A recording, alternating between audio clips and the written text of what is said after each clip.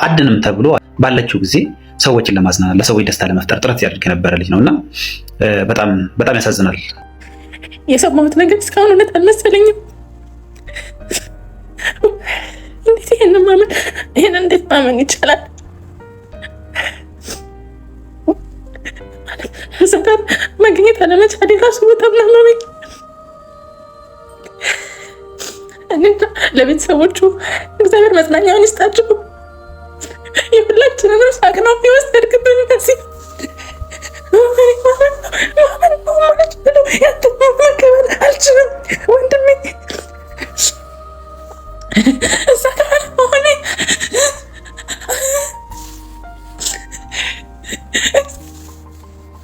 ምን እንደምን አላውቅም።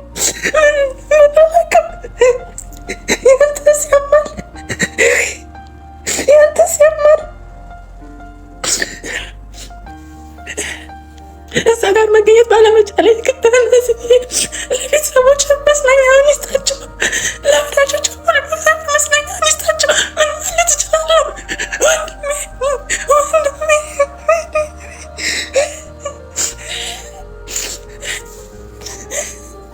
የዛሬ 15 ቀን ገደማ እዚህ ጋር ቡና የጠጣን እያለ እንዳጋጣሚ ኢቢኤስ ከፍተን እያየን ነው። እኛ አልተለመደም፣ እኛ ቤት ብዙ ጊዜ ቲቪ አይከፈትም፣ የህፃናት ነው የሚታየውና በዛ ሰዓት ላይ እየተላለፈ የነበረው የነፃነት ወርቅነህ ሾው ነበረ። በጣም በሚገርም ሁኔታ ማለት ነው። ባለቤቴ አይታው እንዴ ነፃነት እኮ በጣም ተጎድቷል፣ አደጋ ላይ ነው ያለው፣ ምናልባትም ሊሞት ይችላል የሚል ነገር ስትናገር እኔ የሆነ በቃ አንድ ሰው ኖርማል እንዲያለ ሰው ቆሞ የሚሄድ ሰው ስታዩት እንዲህ ሲባል የሆነ ደስ አይደለም እና ምን እንደምታማራቸው አይነት ስታፍ አልኩኝ ማለት ነው። እና ከቀናት በኋላ 15 ቀን አሉ ነው ይሄ ነገር ተከሰተ ሲባል በጣም ደነገጥኩት። ዛሬ ማታ ላይ ልክ አብረን ስንመጣ አገኘኋት እና መንገድ ላይ ምንድነው ምናምን ነገር አልኳት። እንዴ ልጅ እኮ ከአንገቱ በላይ ብቻ ነው ያለ የሚመስለው፣ ኦልሞስት ተጎድቷል እና ሰውነቱን አይቼው ነው እንደዛ ያልኩት። ግን በጣም አሳዝኖኛል ነገር አለች።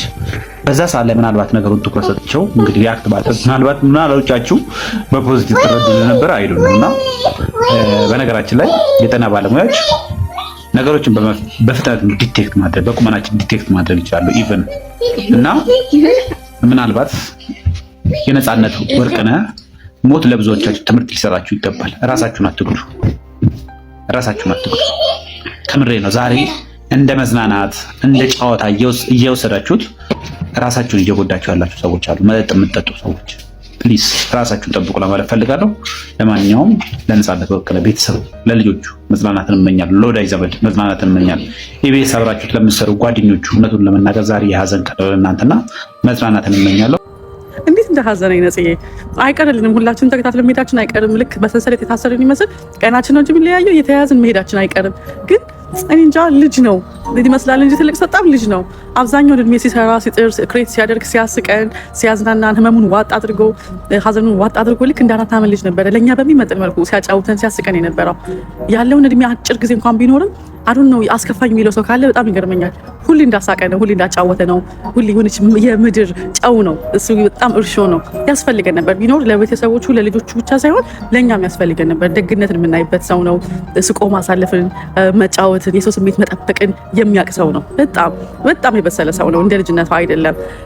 እሱስ ሄደህ አረፈው በጣም በጊዜ ሆነ እንጂ ሚስቱ ታስታውቃለች። ግማሽ እድሜዋን በላይ ከእሱ ጋር እንደኖረች። ልጆቹ በጣም ያሳዝናሉ። እንዲህ ስሜታችን በተነካ ሰዓት ሚስቱ ራሷ የራሷን አካውንት ሼር ብታደርገንና መርዳት ብንችል ኢትዮጵያ ውስጥ ላለ ሰው እያንዳንዱ ሰው የሚችል ሰው 1,000 ብር እንኳን ቢያስገባ ውጭ ያለነው ሰው ሚኒመም እንኳን $50 ብናስገባላት ለሷ ለልጆቿ አካውንት ተከፍቶ ብንረዳቸው። አላቅም የፋይናንሻል ጥንካሬዋን አላቅም፣ ማንነቷን አላቅም፣ ምን ሪታይርመንት ፖሊሲ ቢኖራቸው አላውቅም። ምናልባት መስሪያ ቤት ኦፈር የሚያደርጋት አይ ዶንት ቲንክ ኢትዮጵያ ስላለ የተለመደ አይደለም ላይፍ ኢንሹራንስ። ሰው ልጆቹ ቤተሰባቸው በጣም የሚሰበር ይመስለኛል። ከሀዘኑ ደግ ሰው ደግ አባት ሲሞት ሙሉ ቤተሰቡ ነው ይዞት የሚሞተው ጨለማ የሚገባው። እርግጠኛ ነኝ ሚስትየው ስትስቅ የምትውለው በሱ ቀልድ ነው። ልጆቹ እሱ እስኪመጣ ጓግተው ይመስለኛል የሚጠብቁ ይመስለኝ እና አትሊስት እሱን እንኳን ባንመልስላቸው እንኳን ፋይናንሻሊ ያለባቸውን እንዳባወራ ሲደክም የነበረው እሱ ሲያመጣ የነበረው ነገር እንድንሸፍን በዚህ ጊዜ ቶሎ ቶሎ ብንተባበር ጥሩ ነው። ከነጋ ደግሞ ሌላ አንዱ ቲታገር የሆነ ነገር ተፈጠረ ይባላል፣ ልባችን ይሰወራል፣ እንረሳዋለን። የማይረሱት እነዛ ህጻናቶች ብቻ ናቸው። ሚስቱ ነች የማትረሳው ጎሎባት ጨልሞባት የቀረችውና በዚህች በትኩሱ እሷን የምታውቁ ሰዎች ቶሎ ማሰባሰብ ብንችል ደስ ይለኛል። ሁላችንም የምንችለውን ብናድርግና ብናግዛቸው የወርቆች ቤተሰቡን የሚወዳቸውን ሰዎች በሙሉ የሚወዱት ሰዎች በሙሉ መጽናናትን እመኝላቸዋለሁ። እጽዬ እረፍት ምስጥ እግዚአብሔር እሺ፣ ከዚህ የተመቸ ህይወት ውስጥ እሺ፣ በሰማይ ቤት ሰላም ሁኑ ወንድም። እስከመልሰን ደግሞ እስክንገናኝ ሁላችንም እስክንሄድ ድረስ እግዚአብሔር ይጠብቃችሁ። እሺ፣ ሰላም ሁኑ። ነፂ ከጥቂት ሳምንት በፊት እንደዚህ ብሎ ነበረ። እቺ ፎቶ ለማስለቀሻ አሪፍ ናት። ከላይ እንግዲህ እንደምትመለከቱት በኢንስታግራም ገጹ ላይ ይህንን ፎቶ ለቆ እንግዲህ ካፕሽን ላይ ይቺ ፎቶ ለማስለቀሻ አሪፍ ናት ብሎ ለቆም ነበረ። እናም እንደሚሞት አስቀድሞ ታውቆት ነበረ። እናም በተጨማሪ ከተወሰነ ቀናት በፊት ይህንን መልእክት ጽፎ ነበረ። ፍቅር ሰው ሲሞት እንኳን አይጠፋም፣ ወደኋላ ይቀራልና የማንቋቋመው ይሆናል። እና ሰሞኑን እንግዲህ የሚለቃቸው ጽሁፎች እጅግ በጣም ልብ የሚነኩ ነበሩ። ነፂ ሁሌም በልባችን ትኖራለህ፣ እጅግ ከልብ እንወድሃለን። በኪነ ጥበቡ ዘርፍ እንግዲህ ላደረግከው ውለታ መቼም ቢሆን ከልባችን ውስጥ አጠፋም እንወድሃለን። ፈጣሪ በአጸደ ገነት ነፍስህን ያኖርልን።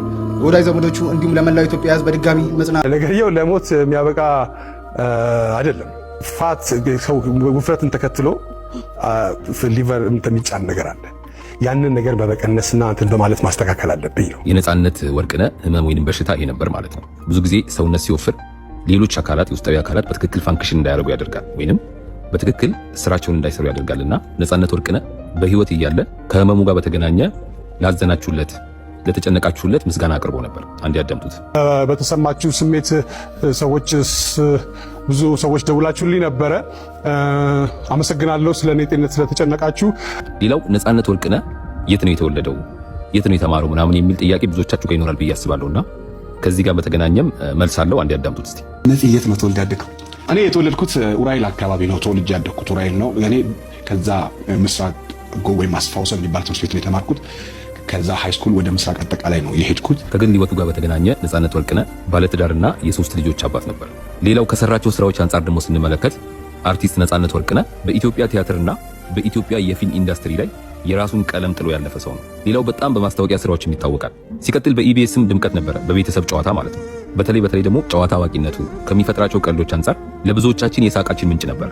በዚህም ምክንያት ነጻነት ወርቅነህን የማይወደው ሰው የለም። ከሽማግሌ እስከ ህፃናት፣ ወጣት፣ ብሔር፣ ሃይማኖት ሳይለይ ሁሉም በአንድነት እንደ ኢትዮጵያዊነት የሚወደው የሚያከብረው ሰው ነው ነጻነት ወርቅነህ። ከዚህ አንጻር የነጻነት ወርቅነህ ሀዘን ምንም በዋነኝነት ለቤተሰቡ ቢሆንም በተጓዳኝ ግን እርግጠኛ ነኝ የአብዛኛው ኢትዮጵያዊ ሀዘን ነው። ሲቀጥል በጣም የሚያሳዝነው ሞቱ ድንገተኛ በመሆኑ ነው። ምክንያቱም ከ2 ሳምንት በፊት አልቲማ ሪል ስቴት የክብር ብራንድ አምባሳደር አድርጎ ሲያስፈርመው ብዙዎቻችን አይተን ነበር። በዚህ መልክ ከ2 ሳምንት በፊት እየሳቀ ሲፈራረም ያየነው ነጻነት ወርቅነህን ከ2 ሳምንት በኋላ ደግሞ ሞተ ስትባሉ እጅግ በጣም ነው የሚያስደነግጠውና ፈጣሪ ሁሌም ልክ ነው፣ ሁላችንም ነገ የምንሄድበት ነው። ነገር ግን ያው የሰው ልጆች ነን፣ ደካሞች ነንና የምናከብረው የምንወደው ሰው ሲለየን በጣም ነው የምናዝነው። በጣም መታደግ ያለብን ብዙ ሰው አለ። በጣም ማስመለጥ ያለብን ብዙ ሰው አለ። ወንጌል መስክሩ፣ ወንጌል እንመስክር። የሆኑ ሰዎች ደግሞ አሉ ታዋቂ ሰው ሲሞት ጠብቀው ደርሶ የወንጌል አርበኛ አደገኛ ሰባኪ የሚያጫውታቸው ሰዎች ማለት ነው። ይህን ሀሳብ ስሰጥ የምትሰብኩትን ወንጌል በመቃወም እንደሆነ እያሰባችሁ እንድሰሙኝ አልፈልግም። መጽሐፍ ቅዱስ ሲናገር ዮሐንስ ወንጌል ምዕራፍ 11 ላይ ኢየሱስ በጣም የሚወደውን አልዓዛር በሞተበት ስፍራ ላይ ምዕራፍ 11 ቁጥር 33 ላይ የእህቱ ማርያምን ለቅሶ አይቶ የይሁዶቹን ለቅሶ ተመልክቶ ልቡ እንዳዘነ በመንፈሱ እንደታወከ ደግሞ አብሯቸው እንዳለቀሰ ይናገራል። ምንም እንኳን ጌታ ኢየሱስ ክርስቶስ አልዓዛርን ከሞት እንደሚያስነሳው ቢያውቅም ከማስነሳቱ በፊት ሐዘናቸውን እንደ ሐዘኑ ተጋርቶ ማልቀስን ነው የመረጠው። ይሄ ነው የወንጌል እውነት።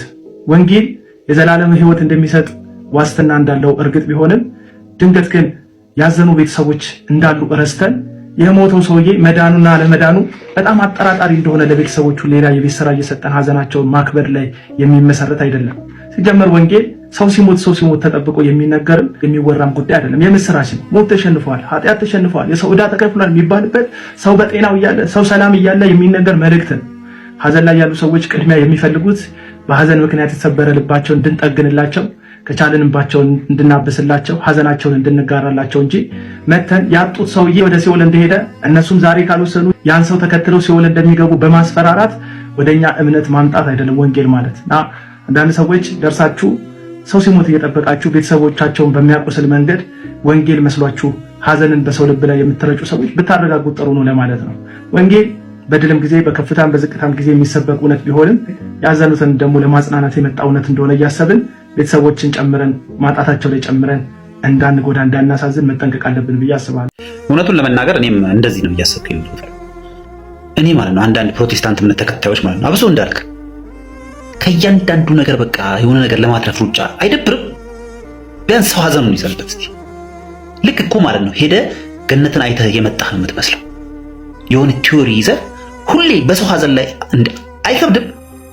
ነፃነት ዛሬ አርፏል። ቢያንስ እስቲ ማለት ነው እንደው ቢያንስ ይቀበል። ምንድነው ስብከት አሁን በዚህ ሰዓት ላይ እንደው ተገቢ ነው? እኔ እኮ ሼም እንደው ምን አይነት ናቸው በእግዚአብሔር ወይ